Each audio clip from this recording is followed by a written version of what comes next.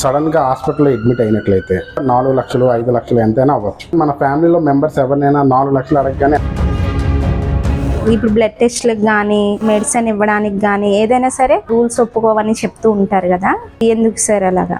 ఒక heart surgery ఏదైనా తీసుకుంటాం, ఇప్పుడు ట్రీట్మెంట్ కాటన్ అవనివ్వండి, PP kit, non surgical items అంటాం. కవర్ అవడానికి ఏంటంటే ఒక రైడర్ ఉంటారు.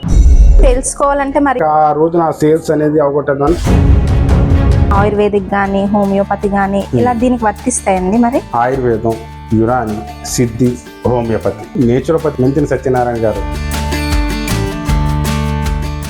ప్రముఖ బీమా కంపెనీలో 15 సంవత్సరాల పాటు పనిచేస్తూ ఎంతో మంది చేత హెల్త్ ఇన్సూరెన్స్ను కట్టించడమే కాకుండా పాలసీదారులకు ఏ సమస్య వచ్చినా నిరంతరం అందుబాటులో ఉంటూ ఎన్నో అవార్డులను అందుకున్న రాజుగారితో ఇప్పుడు మనం హెల్త్ ఇన్సూరెన్స్ గురించి అడిగి తెలుసుకుందాం. నమస్తే రాజుగారు. రాజుగారు, అదే ఆరోగ్య బీమా తీసుకోవడం వల్ల ఉపయోగాలు ఏంటి? ఒక కుటుంబం తీసుకుంటే అందులో సంపాదించేవారు ఒకరు ఇద్దరు ఉంటారు. సో అనుకోని అవాంతరం ఏదైనా ఆ ఫ్యామిలీలో వచ్చినట్లయితే, వన్స్ సడన్గా హాస్పిటల్లో అడ్మిట్ అయినట్లయితే 4 లక్షలు 5 లక్షలు ఎంతైనా అవ్వచ్చు. సో ఒక్కసారి మన ఫ్యామిలీలో మెంబర్స్ ఎవరినైనా 4 లక్షలు అడగగానే ఎవరు ఇవ్వలేరు. అలాగని 4 లక్షల క్యాష్ అనేది మన ఇంట్లో కూడా మనం ఉంచుకోలేం. ఈ ఆరోగ్య బీమా ఉండడం వల్ల ఏంటంటే మన అకౌంట్లో 5 లక్షలు అవనండి, 10 లక్షలు అవనండి, మనం తీసుకున్న సమ్ ఇన్సూర్డ్ బట్టి అమౌంట్ అనేది మనకి ఉన్నట్టే, ఒక ఫిక్స్డ్ డిపాజిట్లో ఉన్నట్టే. సో అనుకోని అవాంతరం వచ్చినప్పుడు ఆరోగ్య బీమా అనేది మనకి చాలా ఉపయోగపడుతుంది. ఆరోగ్య బీమాలో రకరకాల పాలసీలు ఉంటాయి కదా సార్, ఇప్పుడు ఒకటి ఉంటే సరిపోదా? ఒక పాలసీ ఉంటే ఇప్పుడు మన ఇన్కమ్ లెవెల్స్ వచ్చేసరికి హయ్యర్ ఇన్కమ్ పీపుల్ ఉంటారు, మిడిల్ క్లాస్ ఇన్కమ్ పీపుల్ ఉంటారు, సాధారణ ఇన్కమ్ పీపుల్ ఉంటారు. సో ముగ్గురికి సరిపడా విధంగా మన పాలసీ అనేది కంపెనీలు ప్రొవైడ్ చేస్తాయి. సో హయ్యర్ ఇన్కమ్ పీపుల్ వాళ్ళకి ఎగ్జిక్యూటివ్ రూమ్ కావాలి లేదా హై ఎండ్ రూమ్ కావాలంటారు. సో వాళ్ళ అవసరాలు బట్టి, వాళ్ళ రిక్వైర్మెంట్ బట్టి ప్రోడక్ట్ అనేది డిజైన్ అవుతుంది. అలాగే మిడిల్ క్లాస్ ఇన్కమ్ పీపుల్ వాళ్ళకి సింగిల్ ఏసీ ప్రైవేట్ రూమ్ ఉంటే చాలు. సో కార్పొరేట్ హాస్పిటల్ కావాలి. సో వాళ్ళ రిక్వైర్మెంట్ బట్టి వాళ్ళకి పాలసీ అనేది డిజైన్ చేస్తారు. అలాగే లోవర్ ఇన్కమ్ పీపుల్ వచ్చేసరికి ఏ రూమ్ అయినా పర్లేదు. సో మనకి ట్రీట్మెంట్ అనేది ముఖ్యం అక్కడ. సో ట్రీట్మెంట్ పరంగా అవి మంచిగా ఇచ్చే విధంగా పాలసీ అనేది రూపొందిస్తారు. ఈ రకంగా కంపెనీలు ఆలోచిస్తాయి కాబట్టి రకరకాల పాలసీలు కంపెనీలు కస్టమర్ యొక్క రిక్వైర్మెంట్ బట్టి ప్రొవైడ్ చేస్తారు. రాజుగారు, అదే హెల్త్ పాలసీ కంపెనీలు చాలా ఉన్నాయి కదా, అందులో ఏ కంపెనీ మంచిది, అది ఎలా తెలుసుకోవడం? ఇది చాలా ముఖ్యమైన క్వశ్చన్ అమ్మా.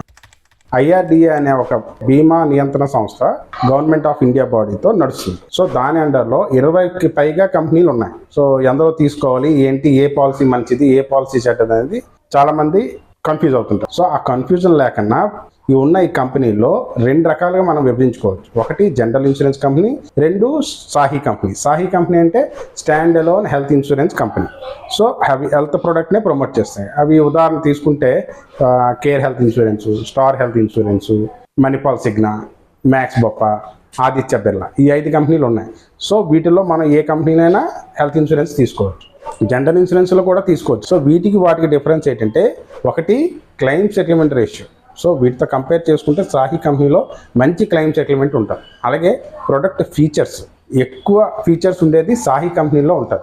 నెక్స్ట్ మనం చూసుకోవాల్సింది ప్రీమియం చూసుకుంటే సాహి కంపెనీలో ప్రీమియం తక్కువ ఉంటుంది. ఎందుకంటే వాటికి హెల్త్ మీదే ఎక్కువ అవగాహన ఉంటుంది కాబట్టి ప్రజెంట్ ఉన్న ట్రెండ్ బట్టి అడ్వాన్స్డ్ హెల్త్ ఎక్విప్మెంట్ బట్టి దాన్ని బట్టి ప్రొవైడ్ చేస్తారు హెల్త్ ఇన్సూరెన్స్. సో సాహి కంపెనీలో తీసుకోవడం మంచిది. ఏ కంపెనీ అయినా పర్లేదు, ఏదైనా సరే గవర్నమెంట్ నియంత్రణలోనే ఉంటుంది. అంటే ఇప్పుడు హాస్పిటల్ జాయిన్ అయ్యే ముందు ఏంటంటారంటే అన్నీ కూడా పేమెంట్ మొత్తం ఫుల్గా మేమే ఇస్తామమ్మా అని చెప్తారు. తర్వాత ఏమో దీనికే కొన్నిట్లకే మేము ఇస్తాము, ఇప్పుడు బ్లడ్ టెస్ట్లకు కానీ తర్వాత మెడిసిన్ ఇవ్వడానికి కానీ ఏదైనా సరే అప్పుడు తర్వాత ఇవి రూల్స్ ఒప్పుకోవని చెప్తూ ఉంటారు కదా, అది ఎందుకు సార్ అలాగా? ఇది చాలా టిపికల్ క్వశ్చన్ అమ్మా. ఎందుకంటే ఎవరైతే పాలసీ పర్చేజ్ చేస్తున్నారో వాళ్ళు కంపల్సరీ పాలసీ అనేది డీటెయిల్స్ అనేది కంపల్సరీ తెలుసుకోవాలి. పూర్తి అవగాహన తీసుకున్న తర్వాత పాలసీలోకి వెళ్ళాలి. ఎందుకంటే పాలసీకి ఒక్కొక్క పాలసీకి ఒక్కొక్క బెనిఫిట్స్ యాడ్ చేస్తారు కంపెనీ. ఈ బెనిఫిట్స్ ఎలా ఉంటాయంటే, ఉదాహరణకి ఒక హార్ట్ సర్జరీ ఏదైనా తీసుకుంది, ముందు ట్రీట్మెంట్ తీసుకుంటారు, హాస్పిటల్లో అడ్మిట్ అవుతారు, అడ్మిట్ అయ్యి ట్రీట్మెంట్ తీసుకొని మళ్ళీ బయటకు వస్తారు. సో వాళ్ళకి హాస్పిటల్లో అయ్యేటప్పుడు ట్రీట్మెంట్ వాళ్ళకి కాటన్ అవనివ్వండి, నాన్ సర్జికల్ ఐటమ్స్ అంటాం, అంటే ఒక బౌల్స్ ఇలాంటివి కొన్ని వాడతారు, పీపీ కిట్, సో ఇలాంటివి వాడతారు. సో ఇలాంటివి కొన్ని పాలసీలో కవర్ అవ్వవు. సో అది కవర్ అవ్వడానికి ఏంటంటే ఒక రైడర్ ఉంటారు. ఆ రైడర్ అనేది మనం సెలెక్ట్ చేసుకోవాలి. అలాగే కొన్ని సందర్భాల్లో 60 సంవత్సరాలు దాటిన తర్వాత నేను 60 మార్క్తో పెడతాయి. సో అది తెలుసుకోవాలి. సో అలాంటప్పుడు ఒక రైడర్ మనం యాడ్ చేసుకుంటే 100% కంపెనీ పే చేస్తుంది. అయితే ఆ రైడర్కి ఏంటంటే కొద్దిగా మనం ప్రీమియం అమౌంట్ అనేది ఎక్స్ట్రాగా పే చేయాల్సి ఉంటుంది. సో అది ఎక్స్ట్రా పే చేసుకుంటే సో 100% దానిలో క్లెయిమ్ అనేది వస్తుంది. ఓకే, ఇప్పుడు రైడర్ అంటే ఏంటి సార్? వెరీ గుడ్ అమ్మా. సో రైడర్ అంటే ఏంటంటే బూస్టప్ పాయింట్. అంటే ఒక ప్రోడక్ట్ ఇప్పుడు 60 సంవత్సరాలు దాటిన తర్వాత నేను 80% క్లెయిమ్ ఇస్తాను, 100% ఇవ్వాలన్నా నేను అంటున్నాను. సో దానికి కంపెనీ ఏం చేస్తుందంటే కొద్దిగా ప్రీమియం అనేది పెంచి రైడర్ అని ఒకటి యాడ్ చేస్తుంది బూస్టప్ ఇవ్వడానికి. ఉదాహరణకి ఒక 62 సంవత్సరాలు ఉన్న వ్యక్తి ఒక పాలసీ ఒక 10 లక్షలు తీసుకుంటే ఒక 30,000 పడింది అనుకో ప్రీమియం. ఓకే, సో అతనికి 80% 20% కోపేమెంట్తో మనం పాలసీ అనేది ఇస్తుంది కంపెనీ. ఇక్కడ ఈ రైడర్ 100% కావాలని ఒక రైడర్ మనం పెట్టుకున్నాం అనుకోండి. సో దానివల్ల ఏంటంటే ఆయనకి ఒక 15% ప్రీమియం పెరుగుతుంది. అంటే 4,500 ప్రీమియం పెరుగుతుంది.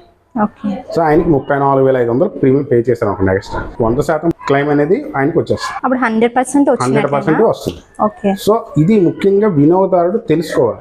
అది అంటే తెలుసుకోవాలంటే మరి చెప్పాలి కదా సార్, డీటెయిల్స్ చెప్పాలి. సేల్స్ వాళ్ళది ఏంటంటే వాళ్ళకి ఆ రోజున సేల్స్ అనేది అవగొట్టదని కొంతమంది ఉంటారు, కొంతమంది ఎక్స్పీరియన్స్ సేల్స్ వాళ్ళు ఉంటారు. సో వాళ్ళు ప్రతిదీ కూడా చెప్తారు. ముందేంటి పాలసీ కట్టించేసుకోవాలి కదా అని చాలా మంది ఏంటంటే త్వరగా వచ్చే వాళ్ళకి టార్గెట్ దీని మీద వెళ్ళే వాళ్ళకి అయిపోవాలని ఏదో ఒక ఎక్స్పీరియన్స్ ఏజెంట్ ఉంటాడు, ఒక ఎక్స్పీరియన్స్ సేల్స్ పర్సన్ ఉంటారు. వాళ్ళ దగ్గర మీరు ప్రతిదీ అడిగి తెలుసుకోవడం తప్పులేదు. వాళ్ళు కూడా మీకు పూర్తిగా అవగాహన ఇచ్చిన తర్వాత ఇవ్వాలి. సో దీనిలో మనకు వచ్చేసరికి ప్రీ అండ్ పోస్ట్ అంటాం. ప్రీ హాస్పిటలైజేషన్, పోస్ట్ హాస్పిటలైజేషన్ ఈ రెండు కూడా చాలా ముఖ్యం. సో అసలు ప్రీ అంటే ఏంటో తెలుసుకోవాలి, ఆయన పోస్ట్ అంటే ఏంటో తెలుసుకోవాలి, హాస్పిటల్లో ఉన్నప్పుడు ఏంటి కవర్ అవుతాయి కూడా తెలుసుకోవాలి. సో తెలుసుకున్న తర్వాత పాలసీ అనేది వాళ్ళు తీసుకోవాలి. అంటే పాలసీ తీసుకునే ముందు ఇవన్నీ తెలుసుకున్న తర్వాత వాళ్ళు తీసుకోవడం చాలా మంచిది. దానివల్ల ఇద్దరికి కూడా ప్రాబ్లం ఉంది. అలా అదే రాజుగారు, ఇప్పుడు పాలసీదారులు ఎంత కవరేజ్ తీసుకుంటే బాగుంటుంది అంటారు? చాలా అన్ని టిపికల్ క్వశ్చన్లు అడుగుతున్నాం. ఇంత కవరేజ్ అంటూ మనం ఏం చెప్పలేము. ఉదాహరణకు ఒక చెప్తాను. ఏ బి ఇద్దరు ఉన్నారు, రెండు ఫ్యామిలీ. ఏ ఫ్యామిలీ ఒక 10 లక్షల రూపాయలకి కవరేజ్ తీసుకుంది, బి ఫ్యామిలీ ఒక 25 లక్షల రూపాయల కవరేజ్కి పాలసీ తీసుకుంది. సో రెండు ఫ్యామిలీలు కూడా 2 సంవత్సరాలు ప్రీమియమ్స్ కట్టాయి. 2 ఇయర్స్ తర్వాత ఏ అనే ఫ్యామిలీ వాళ్ళలో ఒకరికి ఇబ్బంది వచ్చింది, క్యాన్సర్ అనేది అటాక్. ఏ ఫ్యామిలీకి ఏంటంటే 10 లక్షల రూపాయలు ఫస్ట్ ఇయర్ ఒక 2.5 లక్షలు, రెండో సంవత్సరం ఒక 2.5 లక్షలు కలిపి 5 లక్షల రూపాయల బోనస్ యాడ్ అయింది. 5 లక్షల bonus plus base some insured 10 లక్షలు, 15 లక్షల రూపాయలు ఆయన పాలసీలో ఉన్నారు. సో ఈ 15 లక్షల బోనస్ వచ్చిన తర్వాత రెండో సంవత్సరంలో ఏ ఫ్యామిలీలో ఒకరికి క్యాన్సర్ అయ్యారు. సో ఆయన ట్రీట్మెంట్కి హాస్పిటల్లో అడ్మిట్ అయ్యారు. 20 లక్షల రూపాయలు ఖర్చు అయింది మొత్తం. సో ఇప్పుడు కంపెనీ ఎంత పే చేస్తుంది? ఇప్పుడు మరి 15 లక్షలు కడితే మరి 20 లక్షలు బోనస్ తో 15 లక్షలు కంపెనీ పే చేస్తుంది. ఓకే, మరి 20 లక్షలు రిమైనింగ్ 5 లక్షలు ఎవరు ఇవ్వాలి అంటే కస్టమరే పే చేసుకోవాలి. బి కేసులో తీసుకుంటే 25 లక్షలు సమ్ ఇన్సూర్ తీసుకున్నారు, వాళ్ళకు కూడా బోనస్ అది యాడ్ అయింది. అనుకోకుండా 2 సంవత్సరాల తర్వాత ఒక చిన్న యాక్సిడెంట్ అయింది, దానికి ఒక 5 లక్షల రూపాయలు అయింది. సో కంపెనీ 5 లక్షలు పే చేసింది. సో ఆయన సేఫ్, ఆయన చేతిలో రూపాయి కూడా పడలేదు. సో ఈ 2 కేసుల్లో ఇలా జరిగింది. చాలా విప్లవాత్మకమైన మార్పులు వచ్చాయి హెల్త్ ఇన్సూరెన్స్. అదేంటంటే అన్లిమిటెడ్ ఆటో రీఛార్జ్ అని, ఆటోమేటిక్ బోనస్ అని, ఇలా రకరకాల బోనస్లు యాడ్ చేస్తూ కొత్త ప్రోడక్ట్లు అనేవి లాంచ్ అయ్యాయి. సో ఈ ప్రోడక్ట్స్ మీద దృష్టి పెట్టి సో వాటి మీద అవగాహన పెంచుకొని ఒకవేళ వేరే ప్రోడక్ట్లో ఉన్న దీనిలో పోర్టబిలిటీ అవ్వడం లేదా ఈ పాలసీ తీసుకోవడం అనేది అంటే అప్డేటెడ్ ప్రోడక్ట్స్ తీసుకోవడం అనేది చాలా మంచిది. సో ఎప్పటికప్పుడు మార్కెట్లో అవగాహన పెంచుకుంటూ ఆ ప్రోడక్ట్ చేంజెస్ అవి చేసుకుంటూ వెళ్ళడం అనేది వినియోగదారులకి చాలా ముఖ్యం. ఇప్పుడు మరి పాలసీ అంటే ఇది హాస్పిటల్స్ కాకుండా ఆయుర్వేదిక్ కానీ హోమియోపతి కానీ ఇలా దీనికి వర్తిస్తాయండి? మరి కవర్ అవుతుంది. ఆయుష్ బెనిఫిట్ అంటారు. ఆయుర్వేదం, యునాని, సిద్ధి, హోమియోపతి ఈ 4 రకాలు కూడా దీనిలో కవర్ అవుతాయి.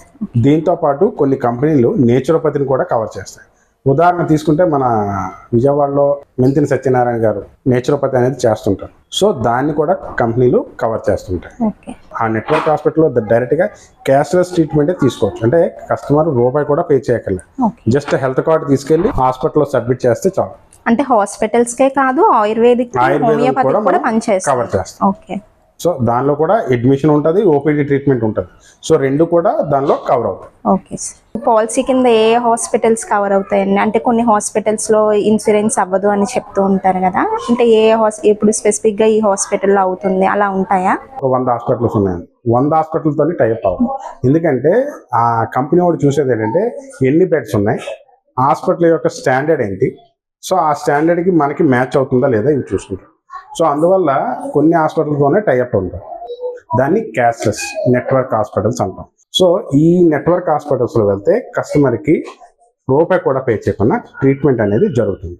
అలాగే 2 నాన్ నెట్వర్క్ ఉంటాయి. సో నాన్ నెట్వర్క్ వచ్చేసరికి ఏంటంటే ఏవైతే టైఅప్ లేవో, టైఅప్ లేకున్న హాస్పిటల్స్ కొన్ని ఉంటాయి.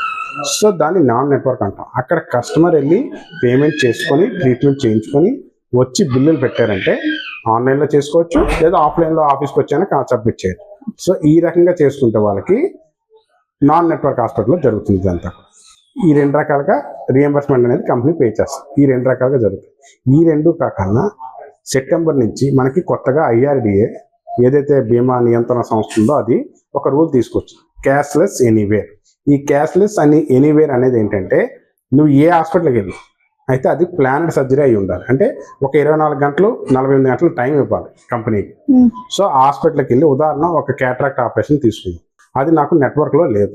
సో నా కంపెనీ వాళ్ళతో మాట్లాడి నర్సింగ్ హోమ్లో ఉన్నాను, సో వాళ్ళతో నేను ఇక్కడ ట్రీట్మెంట్ చేయించుకుంటాను, నాకు క్యాష్లెస్ కావాలి అంటే సో కంపెనీ వాళ్ళ నర్సింగ్ హోమ్తో మాట్లాడి సో ఇద్దరు ఒక అండర్స్టాండింగ్ వచ్చిన తర్వాత క్యాష్లెస్ అనేది అరేంజ్ చేస్తారు. సో ఈ ప్రాసెస్ అంతా అవడానికి ఒక 24 గంటల నుంచి 48 గంటలు టైం పడుతుంది.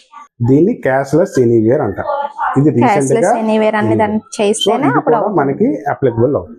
సో దీని ద్వారా కూడా మనం ట్రీట్మెంట్ అనేది చేసుకోవాలి. సో ఇక్కడ మనం ముఖ్యంగా జ్ఞాపకించుకోవాల్సింది ఏంటంటే ఏ కంపెనీలో హెల్త్ ఇన్సూరెన్స్ తీసుకున్నా 1 నెట్వర్క్ హాస్పిటల్ అని ఉంటుంది, 2 నాన్ నెట్వర్క్ హాస్పిటల్ ఉంటుంది, 3 క్యాష్లెస్ ఎనీవేర్ అని ఉంటుంది. సో నెట్వర్క్ హాస్పిటల్ అంటే కంపెనీ హాస్పిటల్ టైఅప్ ఉన్నది, అక్కడ మనం రూపాయి కూడా పే చేయక్కర్లేదు, అది నెట్వర్క్ హాస్పిటల్. నాన్ నెట్వర్క్ అంటే మన అమౌంట్ పే చేసుకుంటాం, తర్వాత బిల్స్ పెట్టుకొని రీఎంబర్స్మెంట్ చేసుకుంటాం, అది నాన్ నెట్వర్క్. క్యాష్లెస్ ఎనీవేర్ అనేది కొద్ది టైం పీరియడ్ ఉంటుంది. ఆ టైం పీరియడ్లో కంపెనీకి హాస్పిటల్కి తెలియజేస్తే వాళ్ళిద్దరూ మాట్లాడుకొని ఒక అండర్స్టాండింగ్తో క్యాష్లెస్ అనేది కస్టమర్కి అరేంజ్ చేస్తారు. ఓకే. సో ఈ 3 రకాలుగా ట్రీట్మెంట్ జరుగుతుంది. ధన్యవాదాలండి రాజు గారు. థ్యాంక్ యూ వెరీ మచ్ అండి.